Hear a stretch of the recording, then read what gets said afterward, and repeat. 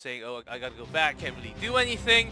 And GLuck, they had a good strategy, but in terms of team fight, those kind of mechanical individual decisions, Gen.G just had it in their hands. And that's what's so scary about Gen.G. If it's not their macro strategy drafting or any of those characteristics that gives them the win, it's going to be just them being individually badass. So it's not looking great for GLuck, but they did look better. So we'll see how they do on our third map in the series. It is Tomb of the Spider Queen. Third game. Didn't really get to check. Was it? I guess it was Gen.G picking the map. I believe so. Yeah. Oh yes, because GLuck gets first pick. Yeah. Tracer ban, a throwaway ban, leaving Hanzo and Genji open. So I guess they will get one of them, taking the Genji from Gen.G, who will probably just grab Hanzo, but realize they don't need to do that quite yet. The Phoenix has been working great for GLuck, so glad to see that taken away if you're a Gen.G fan, but early pick Malfurion, no surprises there. What are GLuck going to want to do with the Genji? They could go for something like Abathur, they could mix in a little bit of extra DPS support. What do you expect, GClef? I think Genji's really happy to take Phoenix over Genji. Because Phoenix on this map, and you often forget how much siege power that Phoenix actually has in the early game with Q and basic attacks, and having explosive with the first level 1 talent as well. Brings the wave clear, which fits the map. If you lose wave clear on this map, you will lose the rotation, start losing your chance to actually turn in those gems. Small macros in this game can actually lose your team the web weaver summon. The first one and the second one, it could just continue forever. So that's why they grab Phoenix. They're happy about that. Now, what's up with the Karazim ban? I think that's the first Karazim that I've seen banned in a while. So, is it really that important to keep specifically that support out of GLuck's hands? Not too much, but I think they're really thinking about the 7-sided, connecting with some isolation, the peel that could connect from Irel. You can isolate few targets and then bring down the percent damage that Genji gets the resets. That's what they're thinking. One of the stranger ban phases that we've seen, but I want to see what this limits from Gen.G, because they have such a wide pool of heroes that they can draw from. They haven't really given away or telegraphed their strategy like GLuck did in Game 1 with that Sergeant Hammer, so there's nothing that can be too punishing. And for Gen.G, they've just kind of played the same solid strategies over and over again. But this time they will be going with the Jaina. Having some more burst DPS. Even banning Garrosh when they already picked up Johanna. So just to get onto the Muradin, he's been playing Muradin and Johanna only basically for his 8th game into phase 2 now. He's not really showing too much of his pull. Not that he can't play other heroes, he doesn't even need to. I mean, you don't have to have a wide hero pool if you can just play either meta heroes or heroes that fill basically, or check all the boxes that you need them to. So it's also because he has a lot of trust in his backline the damage. As long as he harass the opponent and sustain in the front, he has trust that his backline is going to take care of lots of heroes that could come in from the opponent's side. I think that's his line of thinking. With so many Muradins and Johanna, look, what are they going to finish up with? Oh, and hey, they finally get the Sergeant Hammer. So we saw that denied in game number 1, and now they're going to go right back to it and see if this time they can make their original strategy work. Not too bad against Jaina. And I was slightly thinking maybe a double support, but you're just going to go for his old lyric. And after playing game 2, oh, I might as well die and get the trait value and come back into life very soon. And brings that Leoric. It's not really too common for Kyoja to play that hero, but it is Spider. You do need that wave clear extra. That is true. A lot of extra there. I don't see too much Leoric out there. I think I saw him being played in HGC EU yesterday, or I guess last night for us. But glad to see him coming out here for Gen.G. A different take on this, but my eyes are going to be on GLuck. This is kind of a version of the lineup that they wanted in game number 1, but had it denied. So now we get a chance to watch and see if they can actually fulfill the comp that they originally wanted to go for, and if this will be their opportunity to come back in the series and stop yet another HGC Korea 3-0. This is how our viewers feel sometimes. Welcome to Tomb of the Spider Queen, boys. 전투 시작까지 10초 남았다. Lots of zombies here. Indeed there are. Alright, there's also teams here and players that we get a chance to talk about. One of the great privileges of casting HGC Korea. So many amazing players and plays. So see if we get a few more of them. Kerosene was banned, so we don't get a chance to see a repeat of game 1 where Sake just goes off in the first seconds of the game, but still going to see a little bit of action in the middle. We do have Leoric up top, Sergeant Hammer down bottom, and that's the pick that I really want to focus on.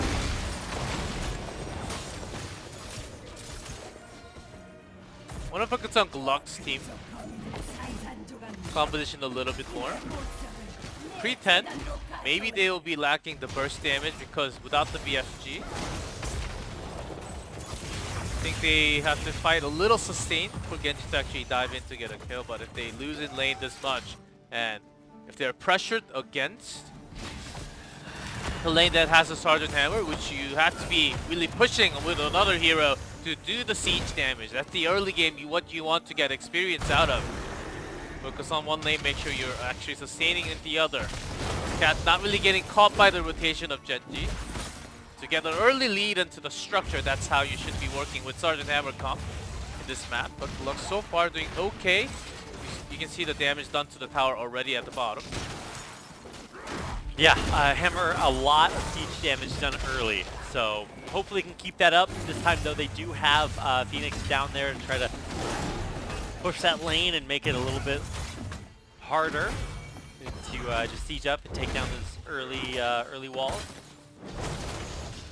But the problem is that Moradin can always toss it. If you're stunned, likely that you will just receive the follow-up damage, and if Jaina's there as well, you're likely to be going down in the next few seconds. You do have to be careful a little bit. You don't really see, for them, they're not catching Jaina because she's staying the camp this entire time. They haven't really noticed until now where she was. They were really not pressuring in because they had no idea where Jaina was this whole time. So they're looking to get the kill onto forward. Tiz. Yeah, they will be able to get it. The Swift Strike in, and actually Rhaegar there with the last hit. But wow, a great move to take Tist out. And I mean, he really kind of overextended trying to get in there onto the Sergeant Hammer. I thought it was going to look a little bit dicey, but just boosts away, and then it's Tist that winds up going down for the first kill of the game. Okay, now Sergeant Hammer pretty dead, or not, no way! Overlord makes it out, but for how long? Yeah, reset's coming for him. Gonna try to get a little bit of last ditch damage there. KCB going in for what could be the trade here, and will find the follow-up damage. So at least making that a 1-for-1. KCB should be okay right here. Rich will blink in, transform the heal, and we'll make it out just barely. Rich warp on cooldown, coming back soon I believe, but even if you warp, I don't think he's gonna survive. I feel a little bit about like using that pigeon meme. Is this a advantage for GLuck? Is this what that looks like? I don't know. I mean, they're not afraid by any means. They're totally willing to get in there and make this one of those scrappy games. And at least in game 2, when it got scrappy, they were the ones that were most comfortable with that.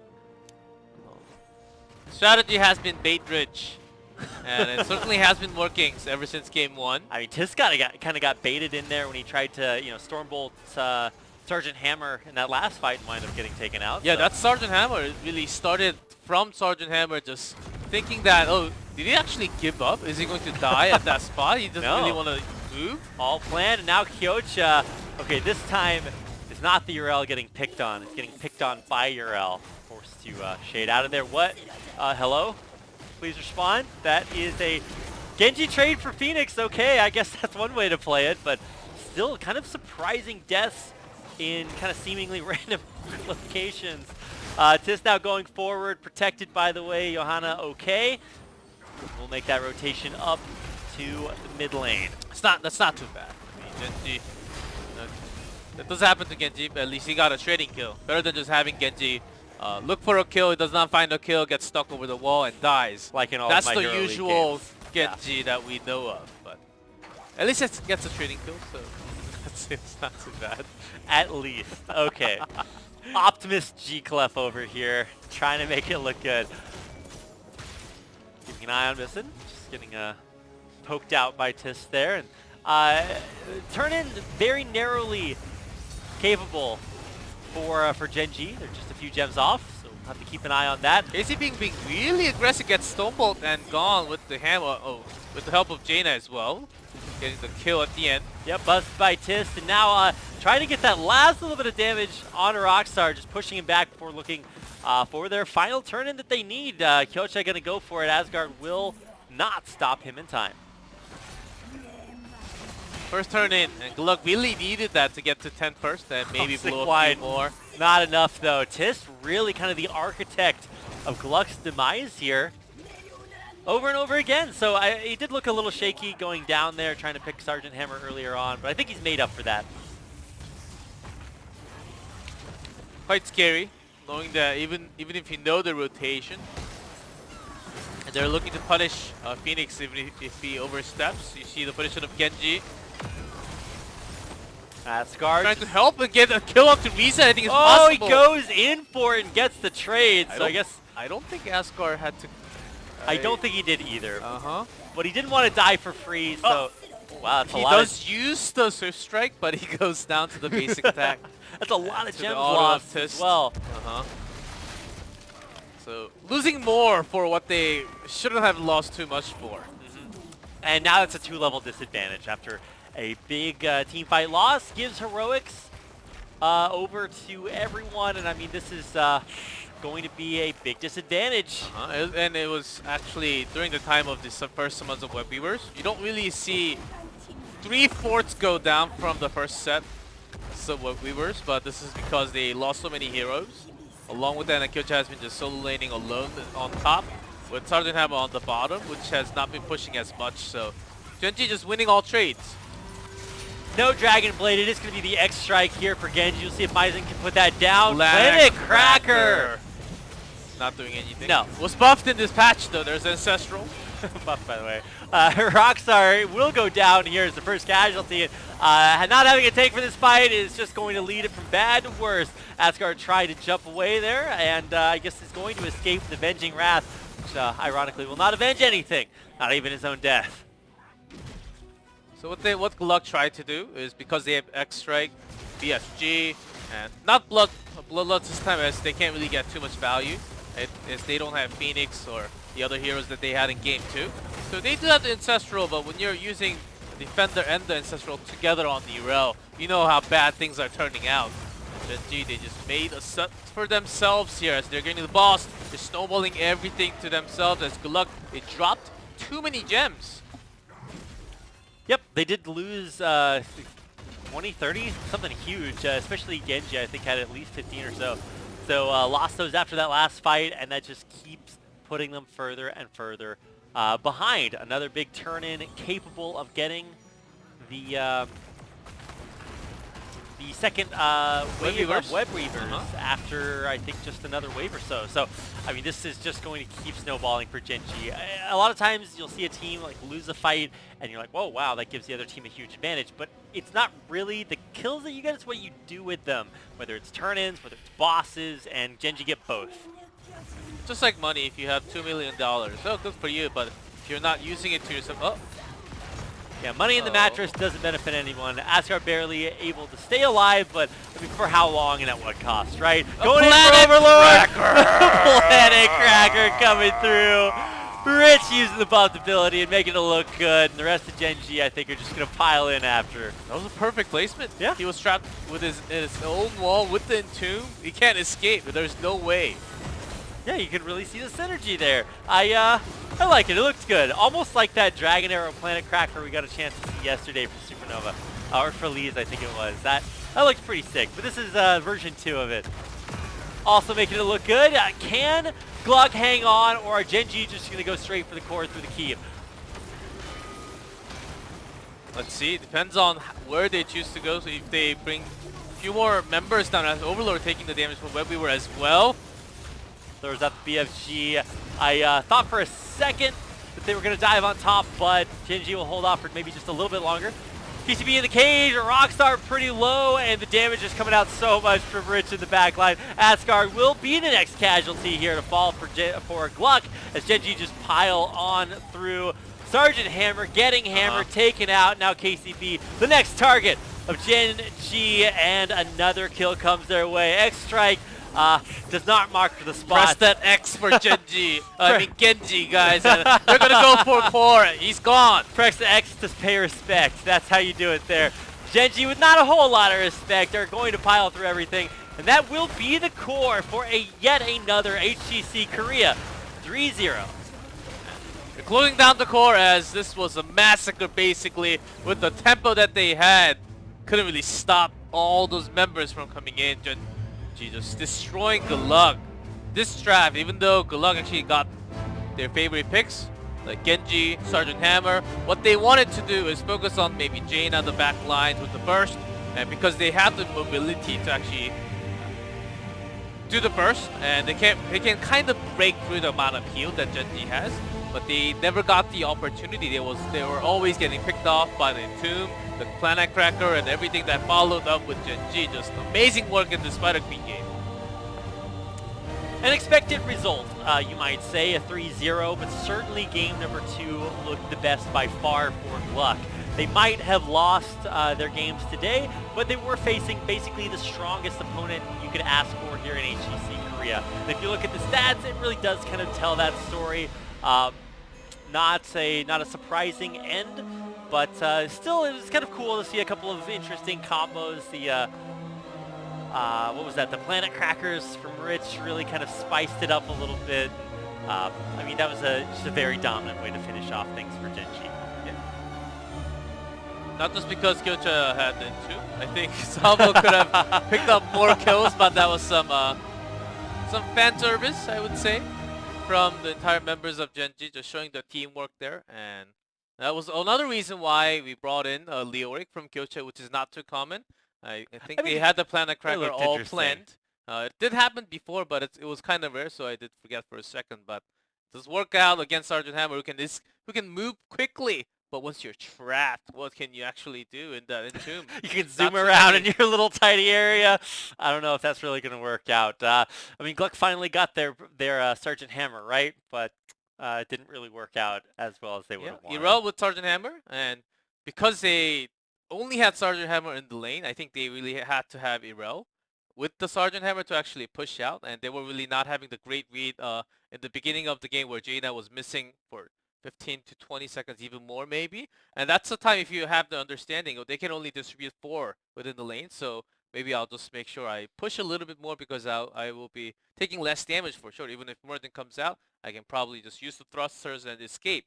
Because they didn't know that for 20 seconds, they were really pressuring in that